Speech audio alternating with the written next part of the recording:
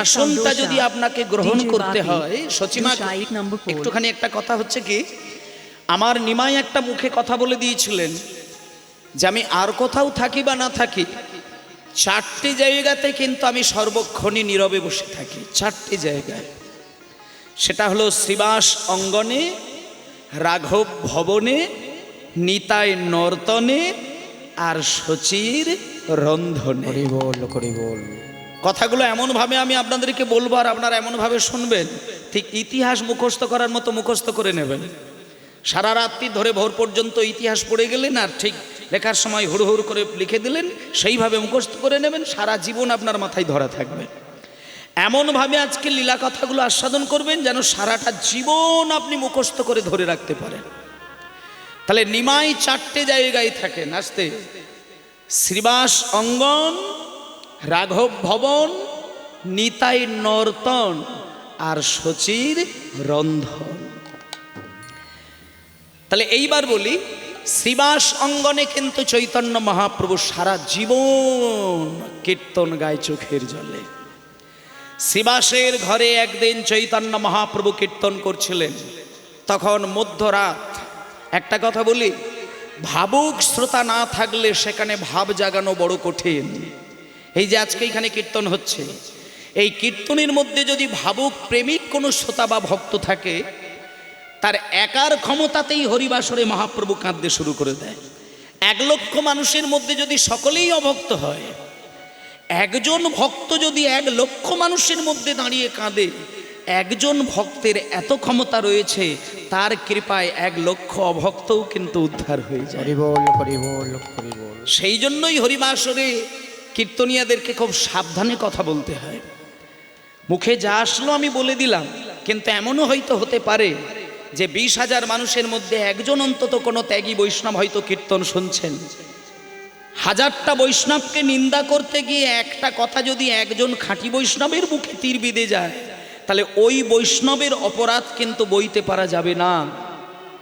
বৈষ্ণবকে নিন্দে করলে বৈষ্ণবের অপরাধ যদি একবার লেগে যায়, শুধু এই জন্ম নয়, জন্ম জন্ম তাকে পচতে হয় নরকে। তাই শোনেন, কতগুলো কথা খুব মন দিয়ে ধ্যান দিয়ে শুনতে হবে। শ্রীবাসের অঙ্গনে শ্রী চৈতন্য মহাপ্রভু নিত্য কীর্তন করেন। রাত্রির 12টা বেজে গেলেই কিন্তু সাধারণ ভক্তদেরকে বাইরে বার করে দেয়। যেমন মনে করুন, গতকালকে কীর্তন হয়েছে আর আজকে কীর্তন হচ্ছে। গতকালকেও কীর্তন শুনেছেন, আজও শুনছেন। তাদের মধ্যে যাদের গভীর প্রেম আছে, তারা কিন্তু শেষ পর্যন্ত অনুরাগ দিয়ে কীর্তন শোনেন। সবাই শুনতে পারবেন না, সকলের ধৈর্যটা এত বিরাট নয়, ধৈর্যেরও পরীক্ষা দিতে হয়। শ্রীবাসের ঘরে সকলে কীর্তন করে, কিন্তু রাত্রির 12টার পরে সবাই করতে পারে না। রাত্রির 12টার পরে যে কজন থাকে তারা একেবারে গৌরের অন্তরঙ্গ পার্শ্বদ, যারা গৌর হরিকে চোখের সামনে থেকে দেখে আর চোখ থেকে কলসি কলসি নয়নের ধারায় ভাসে। একদিন রাত্রির 12টার পরে শ্রীবাস অঙ্গনে মহাপ্রভু কীর্তন গাইছেন, কিন্তু 1 ঘন্টা কেটে গেল, 2 ঘন্টা কেটে গেল, মহাপ্রভুর ভাব আসে না, প্রেম আসে না।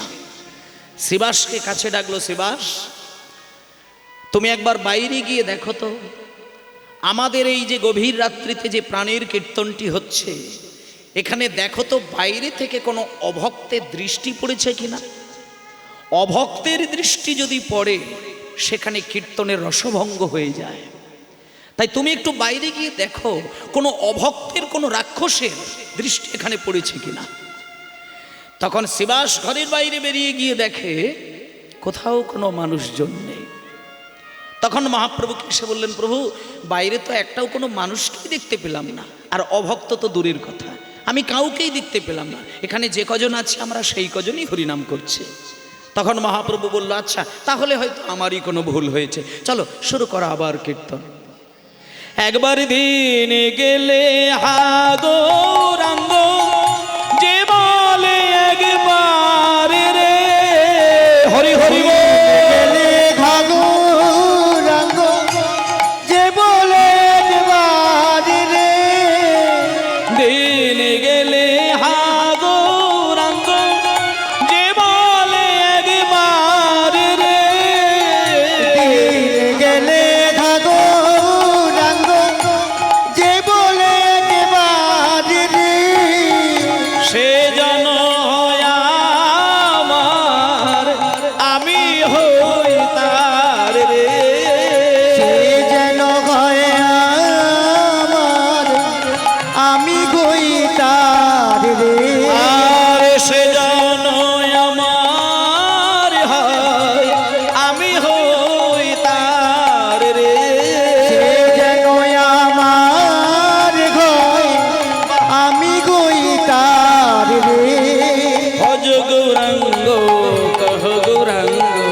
লহ গৌরাঙ্গের নাম রে। ভজ গৌরাঙ্গ কগ গৌরাঙ্গ লঘ গৌরাঙ্গের নাম রে। ভজ গৌরাঙ্গ কগ গৌরাঙ্গ লঘ গৌরাঙ্গের নাম রে। শোনেন, শ্রীবাস যখন এসে মহাপ্রভুকে বললেন, প্রভু বাইরে কোনো অভক্ত দেখা যাচ্ছে না, কোনো ভক্তও দেখা যাচ্ছে না, কোনো রাক্ষসেরও দৃষ্টি পড়ে না, শুধু আমরাই কীর্তন করছি। শুনুন মা, মহাপ্রভু নিজে কি ভুল প্রমাণ করতে চাইলেন যে তাহলে আমারই হয়তো কোনো ভাবের ভুল হচ্ছে, চিন্তার ভুল হচ্ছে। আবার শুরু করে দিল কীর্তন। 1 ঘন্টা কীর্তন করলো, প্রভুর কিন্তু ভাব আসেনি। তখন মহাপ্রভু শ্রীবাসকে কাছে ডাকলেন, আবারও ডাকলেন, শ্রীবাস শোনো, আমার 100% বিশ্বাস আজকের এই ভক্তির পরিবেশের মধ্যে কোন একটা অভক্তের দৃষ্টি পড়েছে। তুমি ভালো করে দেখো, হয় কোনো নারীর দৃষ্টি পড়েছে, কারণ এই অন্তরঙ্গ পার্শ্বদগণ সঙ্গে লয়ে যে কীর্তন গাইছি, দেখো তো কোনো নারীর প্রবেশ ঘটেছে কিনা।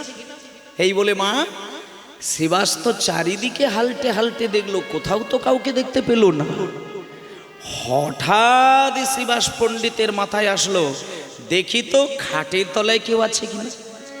শ্রীবাসের ঘরের এক কোণে একটা বাঁশের খাট, মানে তক্তবোস যেটা আগেকার দিনে বলে, তা সেই বাঁশের খাটের তলাতে দেখা যাচ্ছে একটা বড় ঝুড়ি উবুড় করা রয়েছে, ঝুড়ি। এবার শ্রীবাস গিয়ে যেই ঝুড়িটাকে উল্টে দিয়েছে, দেখলো সেই ঝুড়ির ভেতরে একটা বুড়ি। আর যেই সেই বুড়িটার ঘোমটাটাকে সরিয়েছে, শ্রীবাস দেখলো ওই বুড়ি আর কেউ নয়, ও হলো আমার নিজের শাশুড়ি। মানে শ্রীবাসের শাশুড়ি ওই মাঝরাত্রিতে মহাপ্রভুর সঙ্গে আমার জামাই কি করে, আমি ওই খাটের তলায় ঝুড়ির ভেতর থেকে লুকিয়ে লুকিয়ে দেখব। মানে যেহেতু তার ভাবনার মধ্যে বাঁকা ছিল, একটা জটিলতা ছিল, সুতরাং তার দৃষ্টি যেখানে পড়েছে সেখানে তো প্রেম জাগবে না। তাহলে এইটার মধ্যে কিন্তু একটা তাত্ত্বিক জায়গা লুকিয়ে রয়েছে। হরিবাসরে বসলে পরে কোনোদিন কেউ যেন শ্রীবাসের শাশুড়ি মার ভূমিকায় অংশগ্রহণ করবেন না, এটা খুব সচেতন হয়ে যাবে। মানে এখানে এত সুন্দর পরিবেশ, তার মাঝখানে যদি ওই শ্রীবাসের শাশুড়ির মতো ঝুড়ির মধ্যে বসে থাকেন, তাহলে আপনার বসে থাকার দৃষ্টিতে কিন্তু মহাপ্রভুর ক্ষতি হবে, আমার কিছু হবে না। আর মহাপ্রভুর ভাবের ক্ষতিতে যদি আপনার দৃষ্টি পড়ে, আপনি কিন্তু রাক্ষস কুলে জন্ম নিয়ে নেবেন। এই কারণ, কথাটি বলার এই মাত্রই কারণ। তখন ওই শ্রীবাস পণ্ডিত শাশুড়ি মাকে বললেন, শাশুড়ি মা, আপনি আমার বউয়ের মা, মানে আমারও মা, তাই আপনাকে আমি সম্মান দিয়ে কথা বললাম, আপনি এই মুহূর্তে ঘর থেকে বেরিয়ে যান। দ্বিতীয় কোনো দিন যদি আবারও এসেছেন, তাহলে কিন্তু আপনার প্রতি আমার সম্মানটা নষ্ট হয়ে যাবে, আপনি বেরিয়ে যান। তাহলে ওই জন্যই কথাটা হচ্ছে, মহাপ্রভু 4টি জায়গায় সুন্দরভাবে প্রেম ভরে পাগলের মতো কান্নাকাটি করেন, সেটা হলো শ্রীবাস অঙ্গন। আজকের দিনে এইটাই কিন্তু শ্রীবাস অঙ্গন। আর এই হরিবাসরটাকে যদি আপনি শ্রীবাস অঙ্গন মনে করেন, তাহলে আপনার কোন ভাবে কীর্তন শোনা উচিত সেই বিবেকটাকে আপনাকে জাগাতে হবে। তাহলে শ্রীবাস অঙ্গন আর রাঘব ভবন, 2 নম্বর হচ্ছে রাঘব ভবন। রাঘব ভবন মানে কি? রাঘবের বোনের নাম হচ্ছে দময়ন্তী। তিনি নিমাইকে নিজের পেটের ছেলের মতন করে সেবা দেয়, আর পেটের ছেলের মতন করে প্রসাদ তৈরি করে মহাপ্রভুর মুখে তুলে দেয়। তাই রাঘব ভবনে রাত দিন মহাপ্রভু থাকেন। তাহলে শ্রীবাস অঙ্গন, রাঘব ভবন।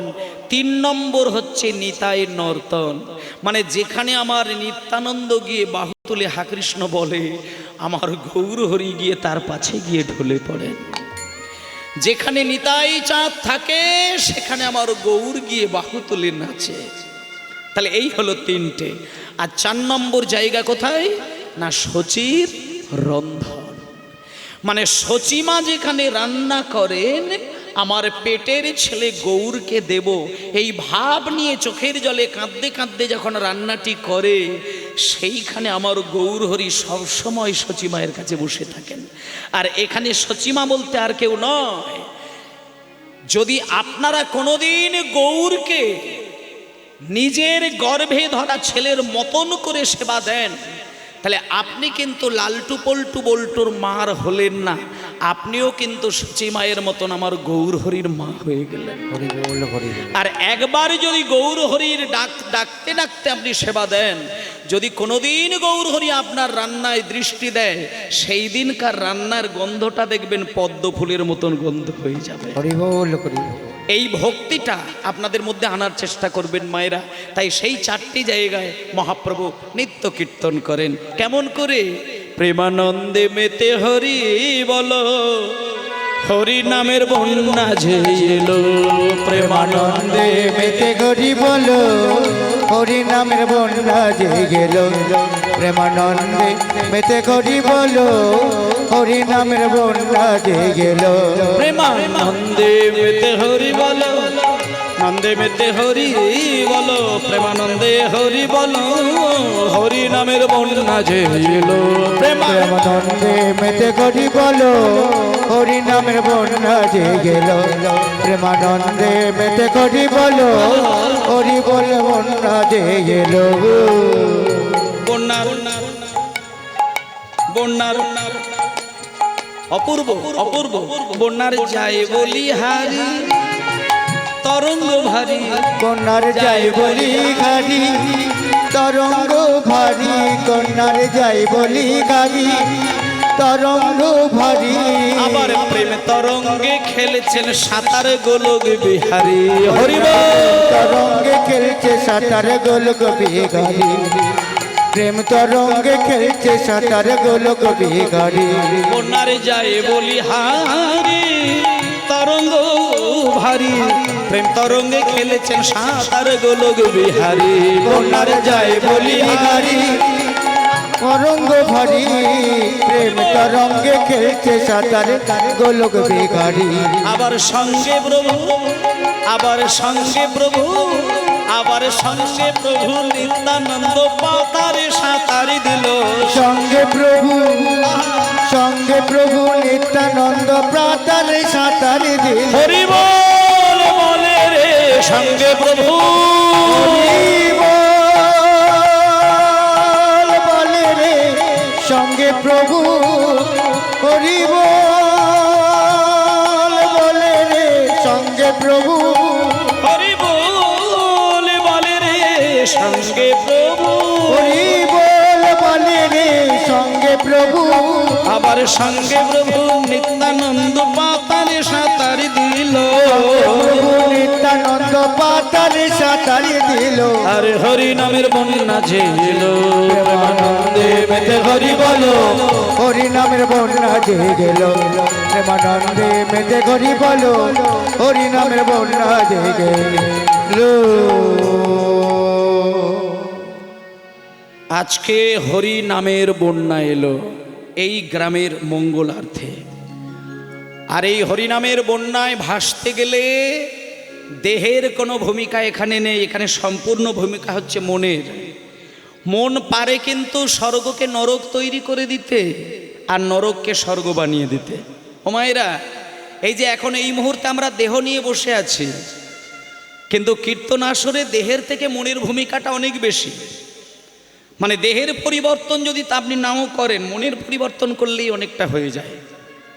মন একমাত্র স্বর্গের মাঝখানে নরক নামিয়ে আনতে পারে, আর নরকের মাঝখানে স্বর্গ বানাতে পারে। যেমন একটা কথা মায়েরা, হোমা মনের এত বড় ক্ষমতা, আর আমাদের মনটা কেমন বলুন তো? মানুষের মনের একটুখানি পরিচয় দিতে গেলে সে একটা চঞ্চল বাঁদরের একটা কথা বলা আছে না, যে বাঁদর হচ্ছে স্বভাবতই চঞ্চল। এই পৃথিবীর মধ্যে যত প্রাণী আছে সব থেকে চঞ্চল প্রাণী কে বলুন তো? সব থেকে চঞ্চল, একেবারে অস্থির।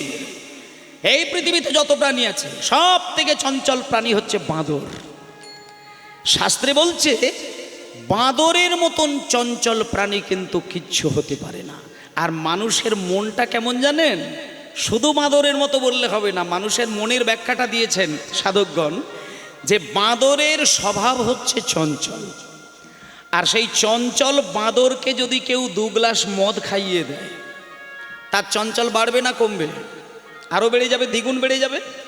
এবার একেতে বাঁদর চঞ্চল, তাকে যদি কেউ মদ খাইয়ে দেয়, তারপরে তাকে যদি আবার একটা কাঁকড়া বিছেই কামড়ে দেয়, আবার যদি পিছন থেকে 10টা ভূতে তাড়া করে, একটুখানি শুধু ভেবে দেখুন। মানে বাঁদর একে চঞ্চল, তাকে আবার কেউ মদ খাইয়ে দিয়েছে, তার মধ্যে আবার বিছেই কামড় দিয়েছে, তাকে আবার 10টা ভূতে তাড়া করেছে। মানে এই রকম বাঁদরের যেমন চঞ্চলতার কোনো সীমা নেই, মানুষের মন হচ্ছে ওই রকম সীমাহীন চঞ্চল বাঁদরের মতন। তাহলে এই সীমাহীন চঞ্চল বাঁদরের মতন মনটাকে যদি আপনাকে স্থির করতে হয়, তাহলে কতটা সাধনার দরকার বলুন তোমার? কতটা সাধনার দরকার?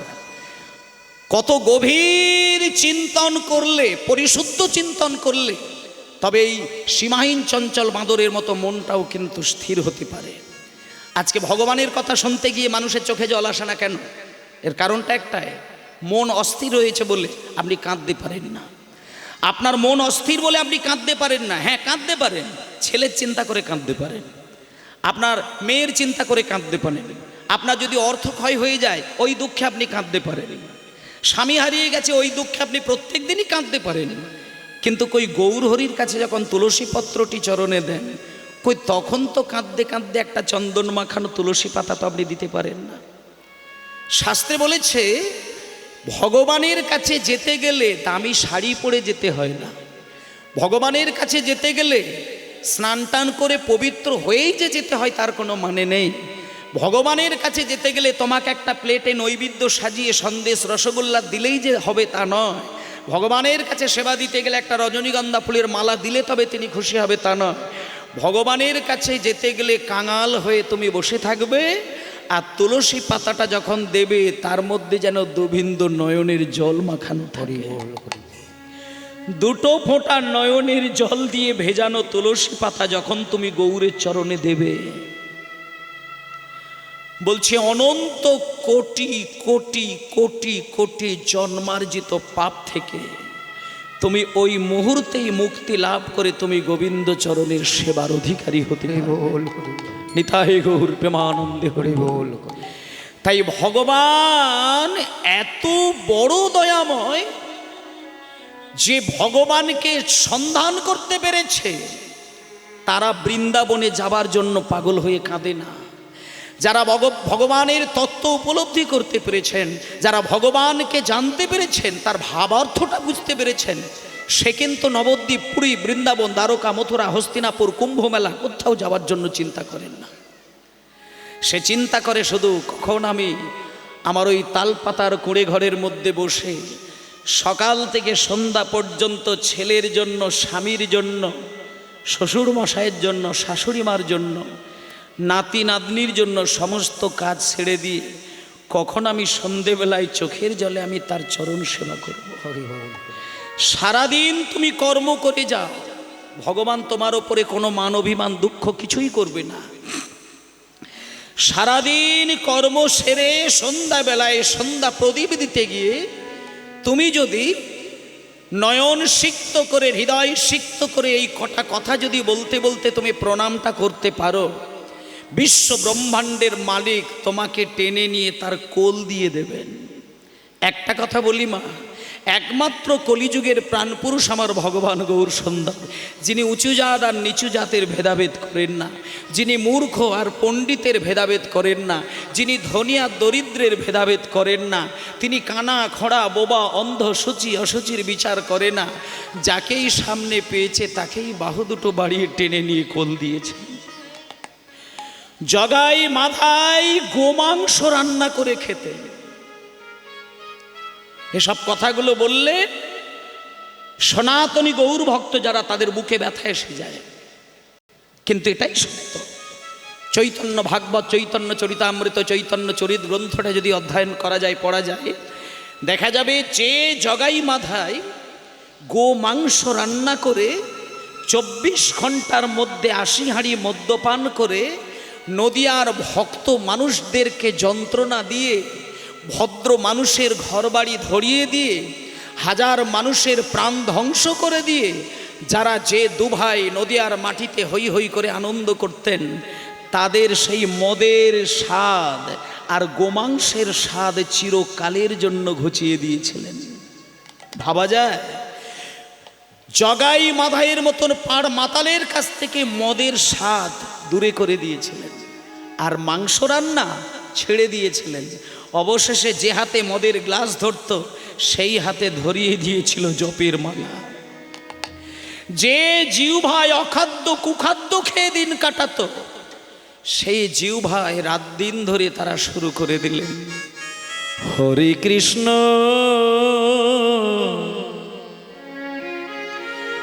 যে জিহ্বা দিয়ে তারা গোমাংস খেত, যে জিহ্বা দিয়ে তারা মদের স্বাদ গ্রহণ করত, চৈতন্যদেবের দুফোঁটা নয়নের জল যখন সেই জগাই মাধাইয়ের দেহ স্পর্শ হলো, তাদের জীবন থেকে মদের স্বাদ চলে গেল, মদের স্বাদ চলে গেল, চলে গিয়ে তাদের কাছে চলে এলো হরে কৃষ্ণ হরে কৃষ্ণ কৃষ্ণ কৃষ্ণ হরে হরে হরে রাম হরে রাম রাম রাম হরে হরে হরে কৃষ্ণ নিতাই গৌর হরি কৃষ্ণ কৃষ্ণ কৃষ্ণ হরে হরে হরে রাম হরে রাম রাম রাম হরে হরে হরে কৃষ্ণ কৃষ্ণ কৃষ্ণ হরে হরে হরে রাম রাম রাম হরে হরে হরে কৃষ্ণ কৃষ্ণ কৃষ্ণ কৃষ্ণ হরে হরে হরে রাম হরে রাম রাম রাম হরে হরে হরে কৃষ্ণ কৃষ্ণ কৃষ্ণ হরে হরে হরে রাম রাম রাম হরে হরে হরে কৃষ্ণ কৃষ্ণ কৃষ্ণ হরে হরে হরে রাম রাম রাম হরে হরে কৃষ্ণ কৃষ্ণ কৃষ্ণ হরে হরে হরে রাম রাম রাম হরে হরে হরে কৃষ্ণ কৃষ্ণ কৃষ্ণ কৃষ্ণ হরে হরে হরে রাম রাম রাম রাম হরে হরে হরে কৃষ্ণ কৃষ্ণ কৃষ্ণ কৃষ্ণ হরে হরে হরে রাম রাম রাম হরে হরে।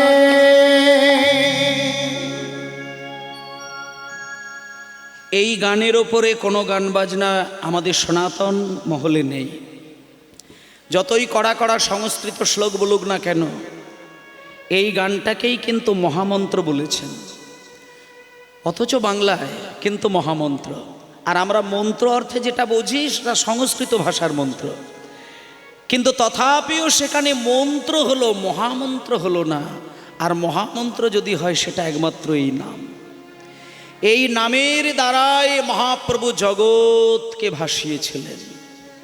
মাগো, আজকে সেই নাম প্রচারের জন্য সারা নদিয়াবাসীকে কাঁদিয়ে দিয়ে চলে গিয়েছিলেন নিমাই সন্ন্যাসী হয়ে।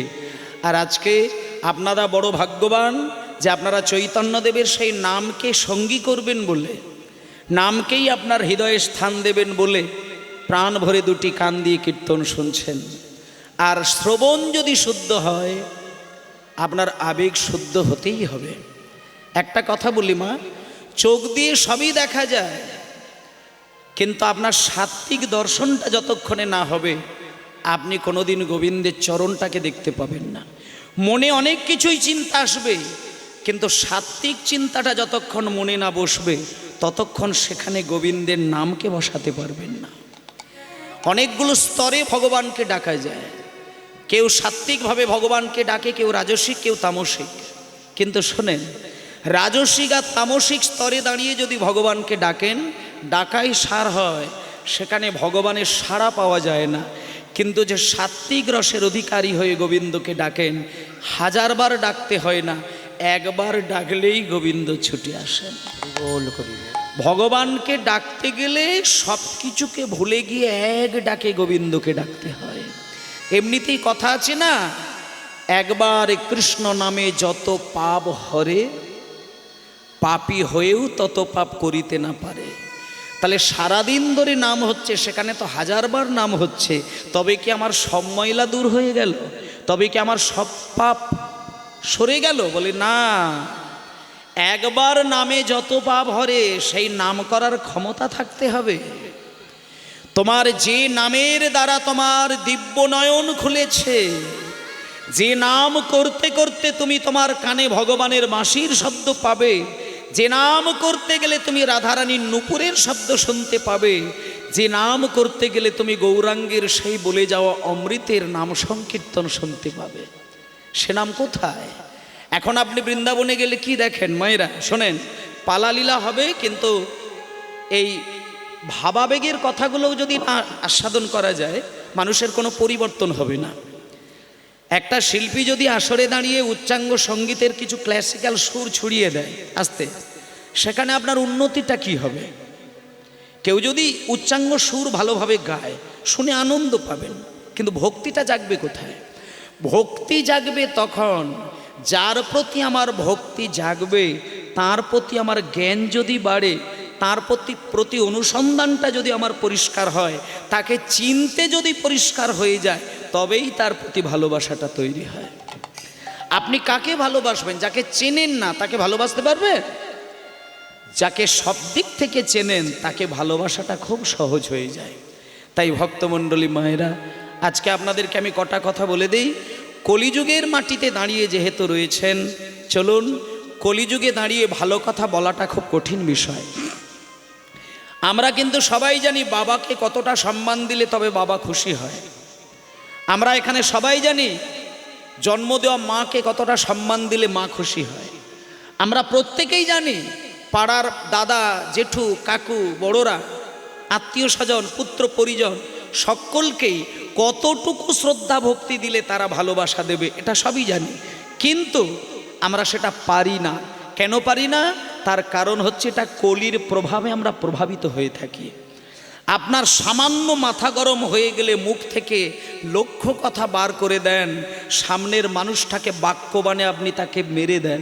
এই যে বাক্যবাণে জর্জরিত করে মানুষকে ব্যথা দিয়ে দেন, এটা কিন্তু আপনার দোষের থেকে বেশি কলির দোষটা এসে যায়। আপনি হয়তো কোনো কথা বলতে চাননি, কিন্তু মুখ থেকে বেরিয়ে গেছে। আপনি মারতে চাননি, কিন্তু আপনি মেরে দিলেন। আপনি যাকে মারলেন সে যত না বেশি ব্যথা পেল, আপনি মেরে দিয়ে যখন বাড়িতে এসে রাত্রিতে ঘুমাবেন তার থেকে আপনি 100 গুণ বেশি ব্যথা পাবেন। আপনি গুরুজনদেরকে 10টা কথা শুনিয়ে দিয়ে যাকে কথা শোনালেন সে যত না ব্যথা পায়, আপনি কথা শোনানোর পরে আপনি বেশি বুক চাপড়ে কাঁদেন। এর কারণ কি? এর কারণ হচ্ছে এটাই, আপনি ওটা বলতে চাননি, আপনি ওটা করতে চাননি, ওটা আপনার কলির প্রভাবে প্রভাবিত হয়ে আপনাকে দিয়ে কলি করিয়েছেন। কলি কাকে বলে? না, কলি হলো ঋতুচক্রের মতন যুগচক্রের একটি কুপ্রভাব। যেমন ঋতুচক্র, আস্তে মায়েরা খুব ধ্যান দিয়ে কথাগুলো শুনে